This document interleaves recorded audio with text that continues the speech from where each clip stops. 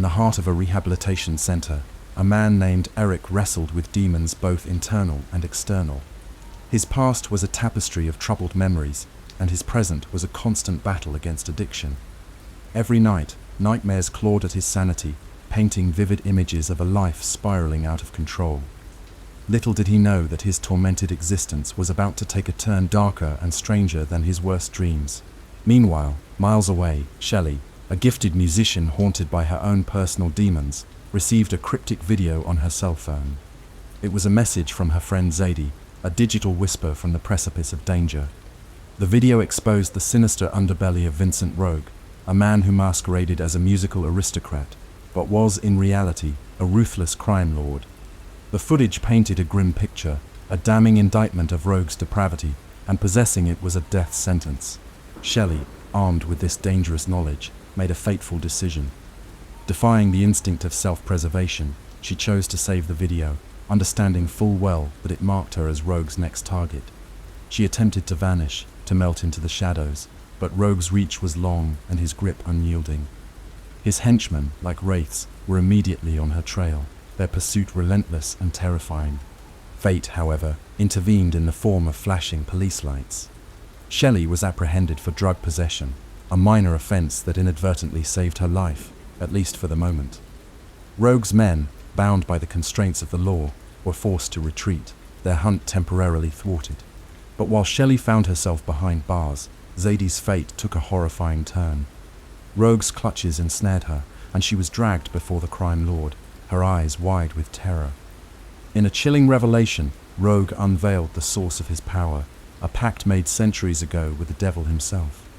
In exchange for eternal life, Roeg had promised to deliver innocent souls to the infernal depths of hell. With a voice like venom, Roeg whispered arcane incantations into Zadie's ear, words that slithered into her mind and shattered her will. The dark magic forced her to commit the ultimate act of self-destruction, ending her life in a gruesome display of Roeg's power. Shelly, oblivious to Zadie's gruesome demise, was transferred to the same rehabilitation center, where Eric was struggling to find his footing. It was here, amidst the sterile environment and the shared pain of addiction, that their paths collided. Their connection was immediate, an undeniable spark that ignited in the darkness. They found solace in each other's company, bonding over their shared struggles and the invisible scars they carried.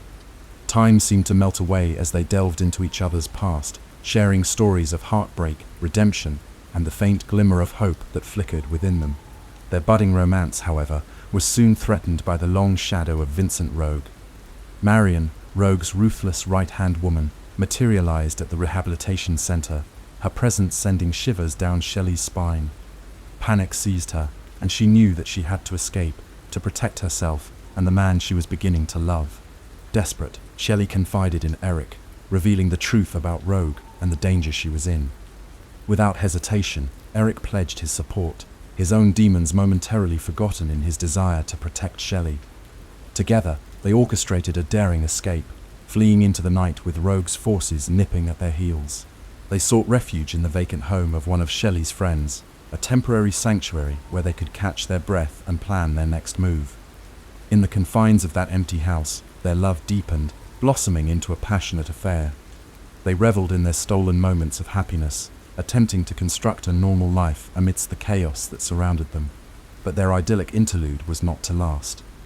Roeg's reach extended even into their hiding place, and his men descended upon them with brutal efficiency. In a horrifying climax, Eric and Shelly were cornered and murdered, their dreams of a future together shattered in a hail of bullets. The rail yard. But death was not the end for Eric. He awoke in a surreal landscape, a purgatory-like rail yard shrouded in mist and echoing with the mournful whistle of phantom trains.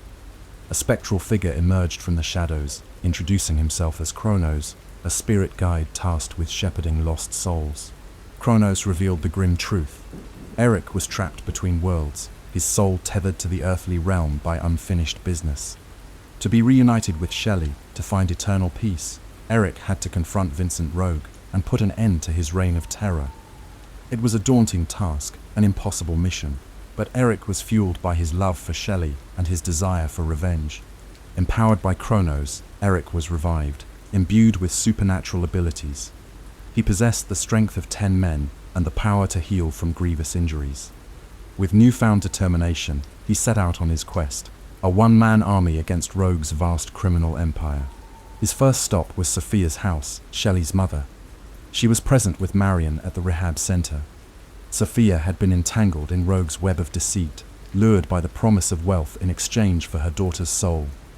Eric confronted her, his eyes burning with righteous fury, demanding answers and seeking to unravel the conspiracy that had led to Shelly's death. After Eric left, Roeg visited Sophia to inquire about Eric, but, dissatisfied with her answers, forced her to jump off the roof. Armed with this new information, Eric embarked on a bloody rampage, systematically hunting down and eliminating Roeg's men. Each kill brought him closer to his ultimate target, each fallen henchman a step towards avenging Shelly's death. In the midst of his vengeance-fueled crusade, Eric stumbled upon a crucial piece of evidence: Shelly's cell phone. The incriminating video, the catalyst for Shelly's demise, was still intact. Eric watched in horror as the truth unfolded before his eyes. Roeg had forced Shelly to kill a woman, a revelation that shattered his perception of the woman he loved. Doubt crept into his heart, poisoning his resolve. Was Shelly truly the innocent victim he believed her to be? Had he been blinded by love, unable to see the darkness that lurked within her? As his faith wavered, his powers waned. The ability to heal, his supernatural armor, vanished, leaving him vulnerable and exposed. In a cruel twist of fate, Eric was ambushed and killed, his second death even more brutal than the first. He found himself once again in the desolate rail yard, his spirit broken and his mission unfulfilled. But Eric was not one to surrender. Even in the face of eternal damnation, he refused to abandon Shelly. He approached Kronos, his eyes filled with a desperate plea. He offered to make the ultimate sacrifice, to take Shelly's place in hell, to endure eternal torment if it meant saving her soul. Kronos, moved by Eric's selfless devotion, agreed to the bargain. With a heavy heart, he granted Eric another chance, sending him back to the earthly realm with his powers restored and his resolve reforged. The Opera House. News of Eric's supernatural abilities reached Roeg, sending ripples of fear through his criminal empire. The crime lord, desperate to maintain his power, ordered Marion to lure Eric into a trap, hoping to seize his powers and become invincible.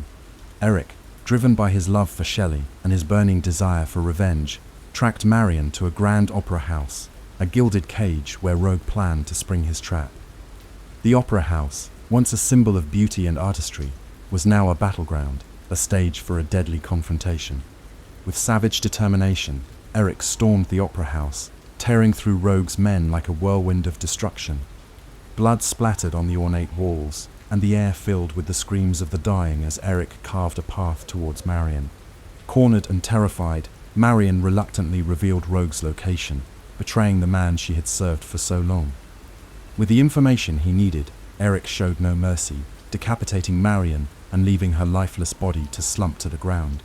Finally, Eric confronted Roeg, the architect of his misery and the destroyer of his love. The battle was fierce, a clash between supernatural forces that shook the very foundations of reality. Roeg, desperate to steal Eric's powers, managed to subdue him, preparing to drain his life force and claim his abilities as his own. But Eric had one last trick up his sleeve. Drawing upon the power that Kronos had bestowed upon him, he transported himself and Roeg to the desolate rail yard, the purgatory where their destinies would be decided. Stripped of his earthly advantages, Roeg was no match for Eric's rage and determination. In a final, brutal showdown, Eric vanquished Roeg, severing his connection to the earthly realm and freeing the souls he had condemned to hell. With Roeg defeated, Shelly's soul was finally released from the clutches of darkness. Reunion and farewell. Eric and Shelly were granted a brief reunion, a fleeting moment of joy amidst the eternal sorrow. They embraced, their souls intertwining in a silent promise of eternal love. But their happiness was short-lived, as Kronos appeared to deliver the final verdict. Shelly was revived on the night of their deaths, given a second chance at life. She awoke in a hospital bed, confused and heartbroken, with no memory of her time in the afterlife. Kronos, disguised as a medic, approached her, delivering the devastating news that Eric had given his life to save her. Shelly wept, her heart shattered by the loss of the man she loved. She mourned for Eric, unaware of the true extent of his sacrifice and the eternal bond that connected their souls. Eric, meanwhile, accepted his fate with stoic resolve. He was content in the knowledge that he had saved Shelly, that her soul was free and her future secure. He believed that their souls would one day find each other again, that their love would transcend the boundaries of life and death. As the mist swirled around him, Eric vanished into the shadows of the rail yard, his spirit fading into the endless expanse of eternity. His sacrifice was a testament to the power of love, a beacon of hope in the face of unimaginable darkness. Epilogue. Shelly went on to live a full and meaningful life, carrying Eric's memory in her heart. She dedicated her music to his honor, composing haunting melodies that spoke of love, loss, and the enduring power of the human spirit. And somewhere, in the vast expanse of the afterlife, Eric waited patiently, his soul filled with unwavering love and the eternal hope of reunion. Their story was a testament to the enduring power of love, a reminder that even in the darkest of times, hope can still flicker, and that even death cannot extinguish the bonds that connect two souls. The story of Eric and Shelly is a testament to the resilience of the human spirit, the power of love, and the enduring hope for reunion, even in the face of death.